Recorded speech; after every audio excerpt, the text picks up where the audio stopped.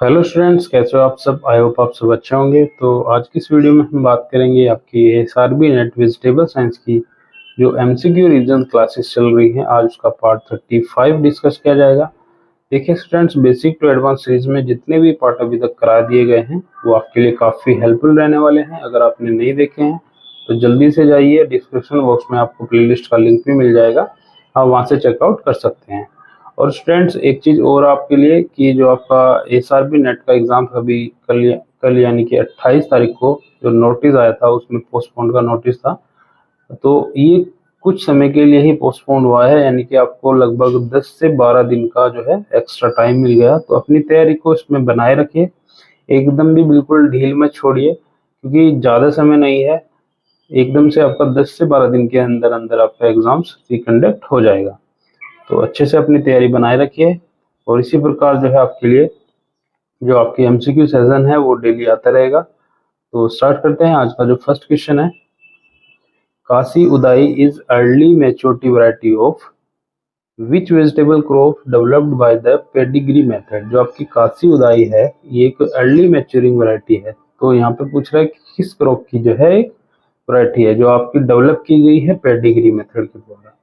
तो उसका right answer रहेगा आपका ऑप्शन बी, यानी कि गार्डन पी। काशी उदाई जो है आपकी एक गार्डन पी की वैरायटी है। नेक्स्ट है, buttoning in cauliflower is due to. जो बटनिंग होती है एक फिजियोलॉजिकल डिसऑर्डर है आपका कॉलीफ्लावर में।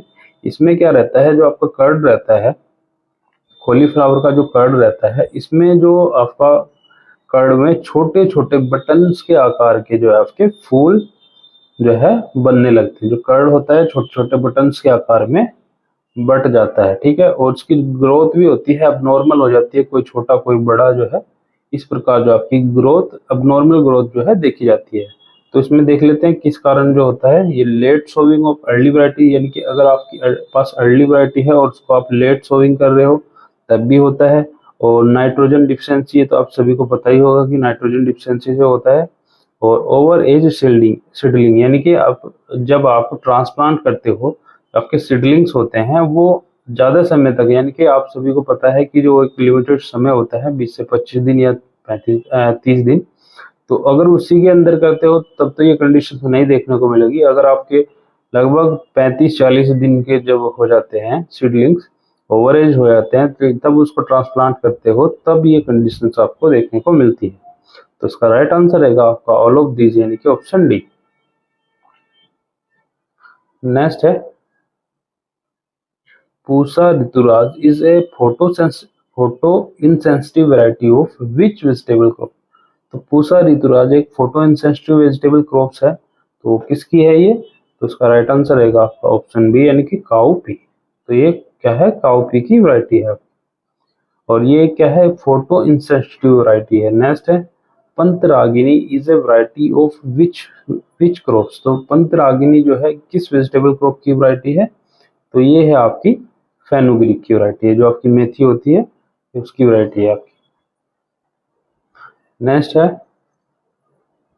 Downy mildew resistant gene PD1 in onion transferred from. जो आपका डाउनी मिल्ड्यू रेजिस्टेंट जीन होता है ओनियन में PD1, तो ये ट्रांसफर किसके द्वारा किया गया है, यानी कि इन ओनियन ट्रांसफर फ्रॉम, ये किससे ट्रांसफर किया गया है एक्चुअली। ये पूछ रहा है कि ये जो ओनियन का PD1 जीन है ये किस जो है क्रॉप से या किस वैरायटी से जो है ओनियन की जो है ट्रांसफर किया गया है। तो उसका राइट आंसर रहेगा ऑप्शन सी, यानी कि एलियम रॉयली। जो आपकी एलियम एलियसी फैमिली की जो आपकी ओनियन की जो क्रॉप होती है एलियम रॉयली, इससे जो है आपका PD1 जीन ट्रांसफर किया गया है। नेक्स्ट है, functional male sterility has been reported in which vegetable crop. जो आपकी फंक्शनल मेल स्टेरिलिटी होती है वो किस वेजिटेबल क्रॉप्स में रिपोर्ट की गई है। तो उसका राइट आंसर रहेगा आपका ऑप्शन सी, यानी कि बोथ ए एंड बी। जो आपकी टोमेटो, ब्रिंजल और स्वीट पेपर, इन तीनों में आपकी फंक्शनल मेल स्टेरिलिटी रिपोर्ट की गई है। नेक्स्ट है आपका EMS8 is a mutant variety of which crops. तो काफी पॉपुलर वैरायटी है आपकी, ठीक है, काफी पॉपुलर वैरायटी है आपकी EMS8। ये किसकी वैरायटी है, ये है आपकी ओकरा की वैरायटी। ठीक है, ओकरा की वैरायटी। और ये डेवलप किसके द्वारा की है, ये PAU यानी कि जो आपकी पंजाब एग्रीकल्चर यूनिवर्सिटी है उसके द्वारा ही डेवलप की गई है। नेक्स्ट है source of high protein content in French bean.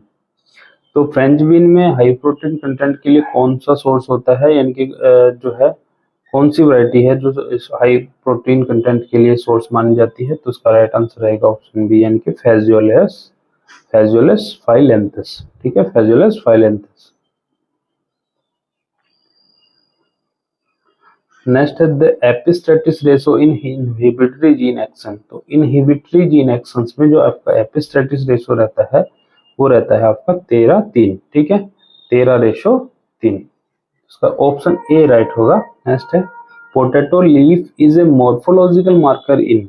तो एक पोटैटो लीफ क्या है, एक मॉर्फोलॉजिकल मार्कर है, ये किस वेजिटेबल क्रॉप में देखा जाता है, तो उसका राइट आंसर रहेगा ऑप्शन सी यानी कि टोमेटो।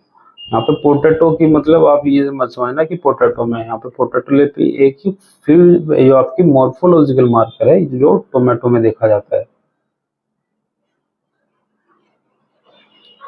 नेक्स्ट है the important source for high TSS in tomato. ठीक है, तो टोमेटो में हाई TSS के लिए कौन सा इम्पोर्टेंट सोर्स माना जाता है, तो उसका राइट आंसर रहेगा ऑप्शन डी यानी कि ऑल ऑफ दिस। जो आपकी रेड चेरी A276 A408 ये तीनों ही आपके हाई TSS के लिए इम्पोर्टेंट सोर्स माने जाते हैं। नेक्स्ट है which of the following is a natural oxygen. तो नेचुरल ऑक्सीजन कौन सा माना जाता है, तो उसका राइट आंसर रहेगा ऑप्शन ए यानी कि इंडोल एसिटिक एसिड। ये क्या है, एक नेचुरल ऑक्सीजन है। ठीक है, और बाकी के क्या है, सिंथेटिक ऑक्सीजन, जो आपकी IB है, NaA है, आपकी 2,4-D है। नेक्स्ट है kaolin is a which type of anti transpirant. जो आपका क्योलिन है जिसको एंटी ट्रांसपिरेंट के लिए यूज किया जाता है, ये किस प्रकार का जो है एंटी ट्रांसपिरेंट है, ये आपका स्टोमेटल क्लोजिंग है, रिफ्लेक्टिंग है, या ग्रोथ रिटार्डेंट है, या आपका फिल्म फॉर्मिंग है, तो इसका राइट आंसर रहेगा आपका ऑप्शन बी यानी कि क्या है, रिफ्लेक्टिंग टाइप एंटी ट्रांसपेरेंट है जो आपका क्योलिन है। नेक्स्ट है Kufri Swarna is a potato variety resistant to. जो आपकी कुफरी सवर्णा वैरायटी है पोटैटो की, ये किसके प्रति रेजिस्टेंट है, तो उसका राइट आंसर रहेगा आपका ऑप्शन डी, सॉरी इसका आंसर रहेगा आपका ऑप्शन सी यानी कि सिस्ट नेमाटोड के प्रति जो आपकी कुफरी सवर्णा है, तो उसका सी ऑप्शन राइट रहेगा।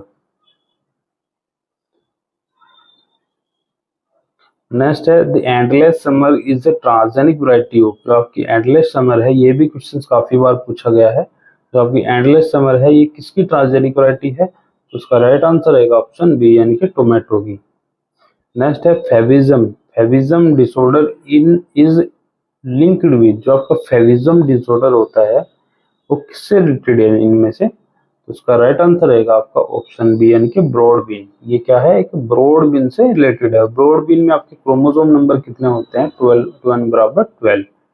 ठीक है, ये भी याद रखिएगा क्योंकि इसके आपके जो क्रोमोसोम नंबर ज्यादातर पूछ लिए जाते हैं, बाकी जैसे लीमा बीन है इसमें 22 होते हैं। ठीक है, इसी प्रकार जो आपकी ब्रॉड बीन है सबसे कम इसमें क्रोमोसोम नंबर पाए जाते हैं, और जो आपका फेविज्म डिसऑर्डर हो ये भी आपका ब्रॉड बीन से ही लिंक्ड रहता है। नेक्स्ट है आपका marsh spot in pea is due to the deficiency of which nutrient.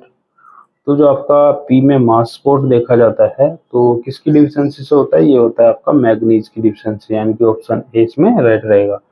Next है anthocyanin rich variety of radish. तो इनमें से एंथोसाइनिन रिच वैरायटी कौन सी है रेडिस की, तो उसका राइट आंसर रहेगा ऑप्शन डी यानी कि ऑल ऑफ दिस। जो आपकी पालम हृदय और पूषा जामुनी और पूषा गुलाबी, ये तीनों ही क्या है, एंथोसाइनिन रिच वैरायटी है आपकी।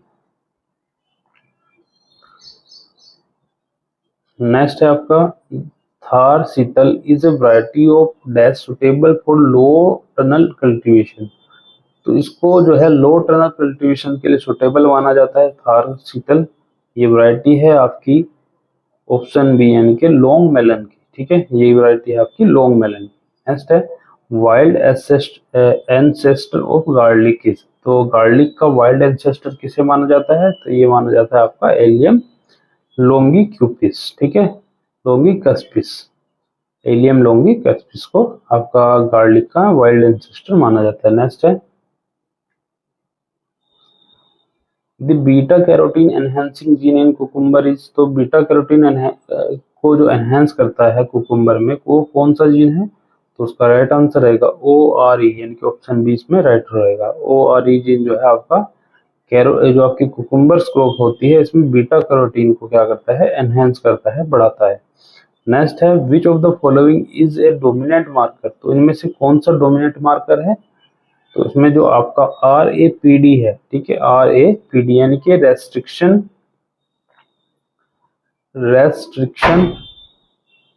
एम्प्लीफाइड पॉलीमॉर्फिज्म डिजाइन, ठीक है। तो ये आपका RAPD क्या है, एक डोमिनेंट मार्कर है, और बाकी के जो आपकी RF LP है, SR ST है, ये क्या है, इनडोमिनेंट मार्कर, ठीक है, सॉरी ये क्या है, को डोमिनेंट मार्किंग है, ये है आपकी को डोमिनेंट मार्कर, और जो आपका RAPD है ये आपका डोमिनेंट मार्कर है, ठीक है।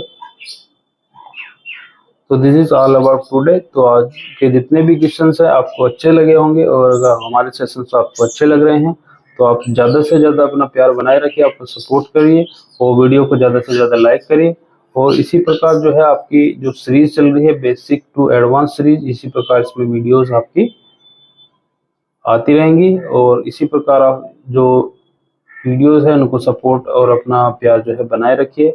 और आपके जो एग्जाम्स है उसमें ज़्यादा समय नहीं रह गया है, क्योंकि आपको जो एक तरीके से 10 से 12 दिन का जो रिलैक्सेशन मिला है एक तरीके से, तो इसमें अपनी जो तैयारी है और ज़्यादा बूस्ट कर लीजिए, आपका जो रिवीजन है वो और ज़्यादा कर लीजिए, जिससे कि आपका जो नेट एग्जाम्स है उसमें आप अच्छा स्कोर कर पाएँ, ठीक है। तो आज की वीडियो में इतना ही, तो मिलते हैं किसी नेक्स्ट वीडियो में, तब तक के लिए थैंक यू, धन्यवाद।